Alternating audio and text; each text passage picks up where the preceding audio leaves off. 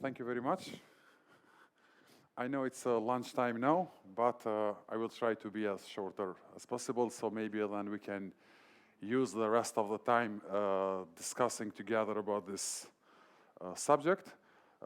In fact, the national cybersecurity resilience ecosystem is one of the most important issues that should be happen and should have been developed now, especially not just expanded in the Republic of Kosovo, but the idea is to establish a cybersecurity resilience within all the Western Balkan countries, at least 6 countries that currently are working on this. The idea of this project, or the idea of this discussion, brought here during the time that I saw that we have several lacks on the field of the cybersecurity in our country. For example, currently we still do not have the law on cybersecurity, which will be proceeded by the government, we hope this month or the next one.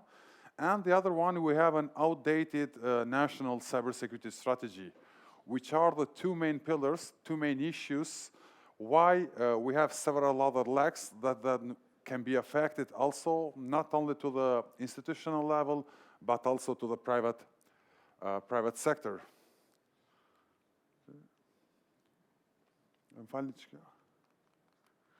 Okay, short presentation of me. I'm Blerton Abazi. I come from Kosovo. I work as a cybersecurity professor at UBT, and also I'm a cybersecurity consultant for several EU-funded projects, currently also part of the ICT for the Kosovo growth. Why we came to this idea? First of all is contribution. We would like to contribute on the institutional level toward this digital transformation that currently is happening in our country. And basically, one of the main issues on this digital transformation is not only offering digital services, not only offering electronic services, but also offering a mechanism that will protect that digitalization, that will protect all the services that we will offer to the citizens. We have 2 discrepancies here. We have the citizens who would like all the time to have faster services and everything digital, but in the other side, we will have the security, and we cannot provide secure and faster services. If we want to have secure, we should follow some procedures, from standards, which could be derived from the law, from regulations, and as well from the national cybersecurity strategy. The second is the system dependencies. In Kosovo, in general, we have different systems from the public institutions, starting from the local level, and national level, and also independent agencies. Basically, the most important issue is to create an intercommunication or interoperability between different levels of institution that we'll have. The third part, since we are a small country, we should aim to find or to establish this national cybersecurity resilience ecosystem based on the lowest possible cost. And this cost can be derived by providing with different open source platforms and resources that we can develop. The last one is the lack of trust and stability on the IT environments. As long as we will have a lack of trust on the instability in the IT environments, it comes just because of the lack of effective cybersecurity measures. Measures are very important. So basically, we have these administrative issues, procedures on the security part, we have the physical security, protecting all the environments, and we have also the logical security, which is followed by different security measures that we can use. The last one is secure environment for public services to the citizens of the Western Balkan. Basically, this is very important because we have a different redundant of information, and this has been founded during my research and my analysis that I did with all other countries in the region. We see that there are many threats, there are many vulnerabilities, many attacks that are happening, and probably the same way of attack that could happen in different countries. If we have this cybersecurity resilience, if we have this sharing of information centers, it will be much easier on solving this kind of issues. The importance of the cybersecurity ecosystem, first of all, the most important is that cybersecurity attacks are among the top risks on the global level. And this is true, especially starting from the March of 2020, when the pandemic COVID-19 started to grow up. This came a very big issue. And the other thing is that we have a gap between the technologies and the trends that are growing a lot, and the other side, we have the legislations. So basically, the biggest gap is between how much the institutions, how much the legislation and the government are doing to follow the trends on the technology. And there is a huge gap between them. So basically, this gap creates this kind of security lacks in the field. Then we have the successful digital services. Fortunately, in Kosovo, during this pandemic, many digital services have been developed, and all of them were functioning properly, and this is good. But in fact, if we see in the back of the services, if we can audit those processes, we may see that there are a lot of non-compliance procedures that are happening, or duplication of the services, or trying to get the information from different sources, rather than we can establish one single solution for all of these points. And the other one is that all technologies. Of course, neither countries, neither big corporations cannot establish. Earlier systems were not simply designed with security in mind. This is the big problem, because nobody thought that we will have this growth of trends in the technologies, growth of trends in the digital transformation, or in the cybersecurity. So basically, there was not a security in mind during the establishing of very earlier systems in the technology.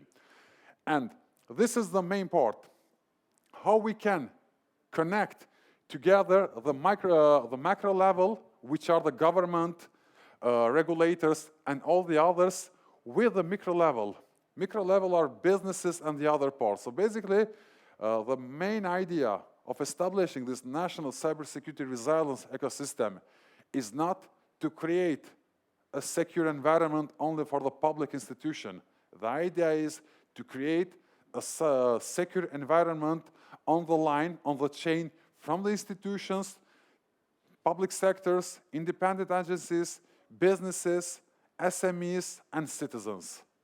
So this is the biggest chain that we would like to create and to establish, and which will be very important on offering or on making population or making citizens feel more safe during these services.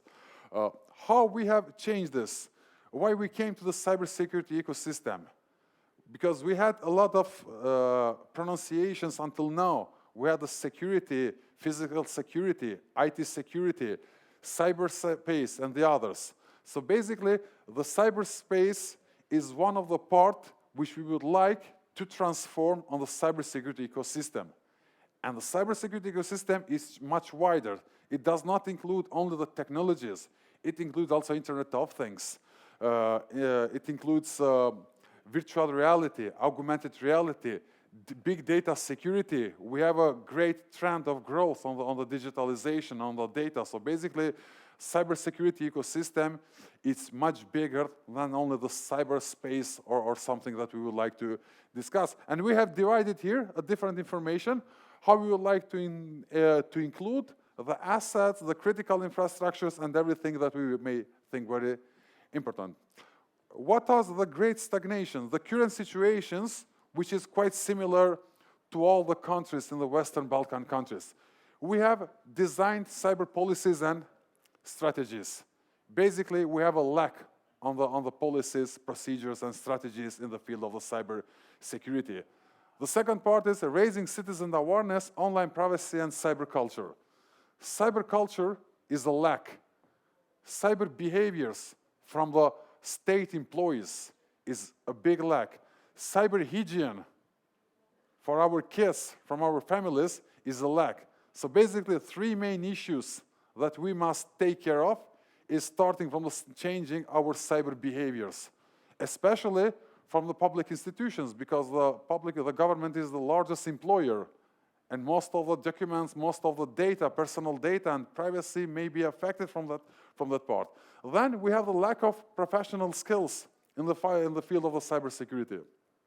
Why I'm saying this, and this was a huge debate about this issue, is because cyber professional doesn't mean only the programmers or those who develop products and services. Think about cyber thinking. How the people can think like a cyber strategist. How the one employee, for example, in banking sector, one cashier, how he could think about the cyber security issues.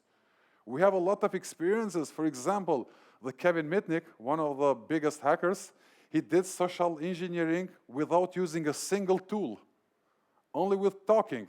So cyber psychology is a big issue that may make you to change the way of thinking, or to make the change of doing some cyber crimes or something specifically. Then the drafting laws and regulatory frameworks, and the last is lack of implementation of standards and technologies. We are aware that there are many standards, many technologies, many tools and procedures that can be implemented. What is important is that only those standards, those tools, those technologies should be adapted. Adapted in a way that you cannot take it as it is and send it or publish it in our country or in our organization, because the requirements, the conditions are different. What is necessary, needed, is just to adapt according to the situation, according to the needs that you have on your country or on your organization. So the other issue that I found during this research is the decentralization of the services. Not all the services are under one umbrella. So this is very important.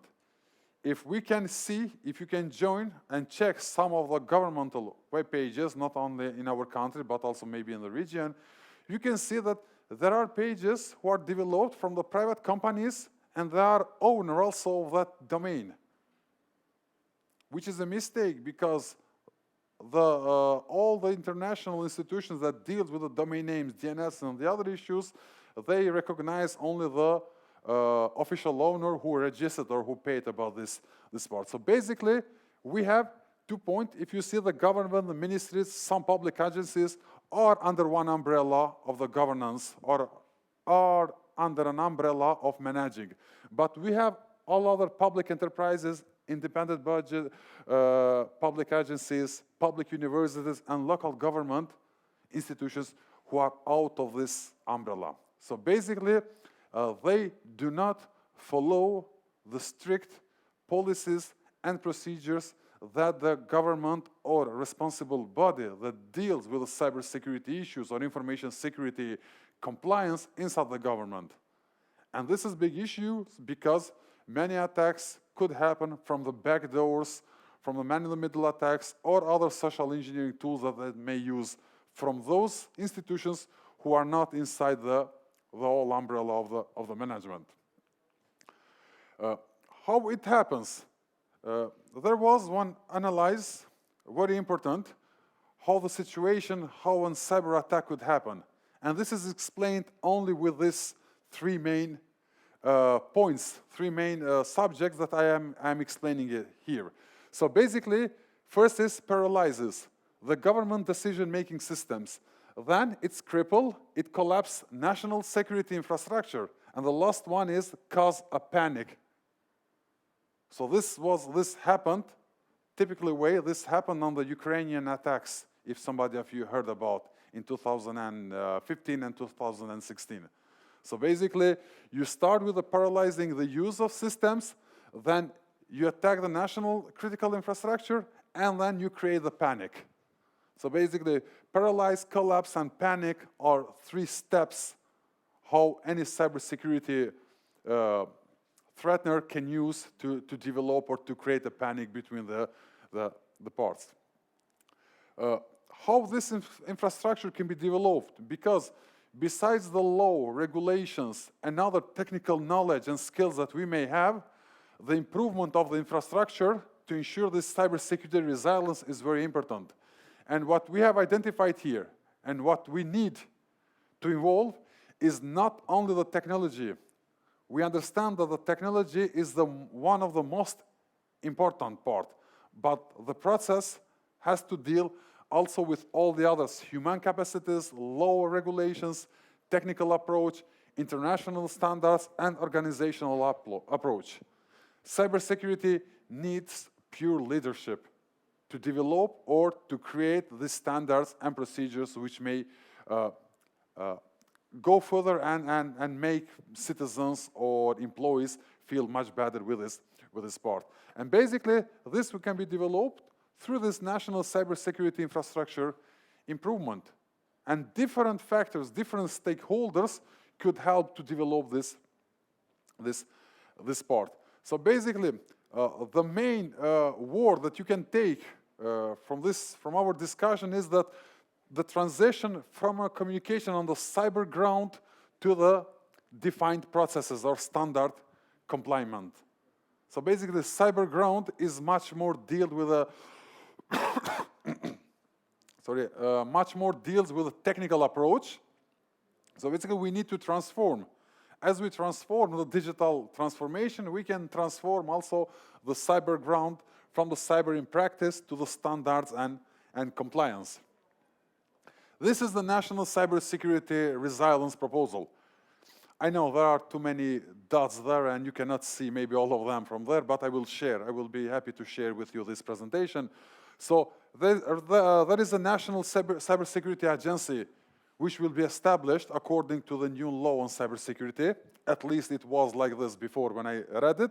There is a national cybersecurity stakeholders, including all coming from the institutions, forensic agencies, departments, information society, information and data privacy agency, and the others.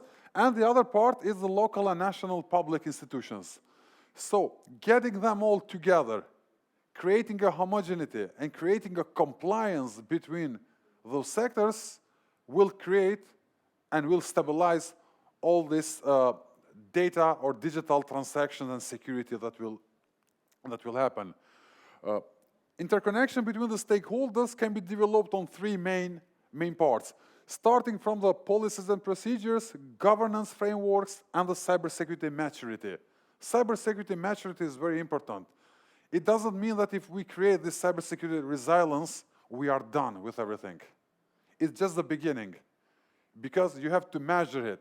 You have to see, to mature it, what is the level of the security that we have. And this can be done from different procedure, processes, and risk assessment tools that we can use. Basically, because we cannot think that all the time we are with the same process, or we have implemented some procedures, we have implemented some security data centers and things, and we may consider that it is done. No, it's just the beginning. We have continuously service improvement to do. So basically, we have to measure, we have to check, and we have to see if everything is following done. Okay, the other part is the integration.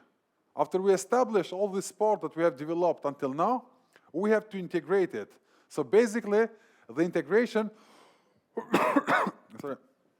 basically, the integration can be done by becoming a member to different international organizations that will follow this cybersecurity part, coming from the first, EATHF, DFS, and many others. Being part of this regional initiatives on the field of the cybersecurity is great experience, at least for sharing the information. We know all that we are now living on the century of the data. It's not even water, it's not even oil. It's the data. And everything, what is becoming now, is only the data, the information that we need to have. How this solution approach became? It combines different parts which are very important.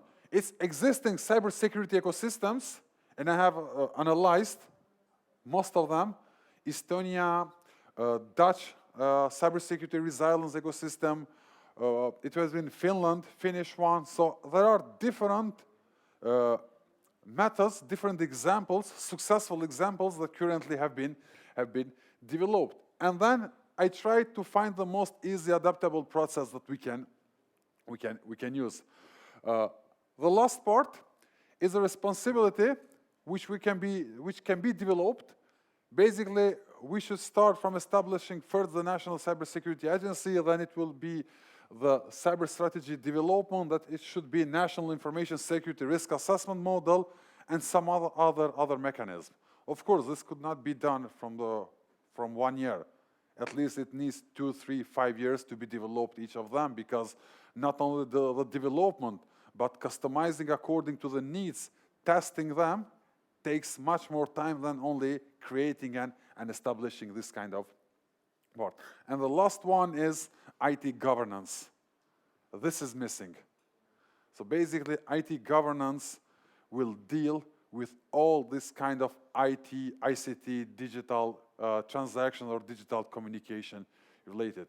Because we have to start from one point and to create this kind of processes, standards, and mechanisms through which we can monitor, we can evaluate, and we can take actions further for different changes by following the trends and changes which are happening currently on the security.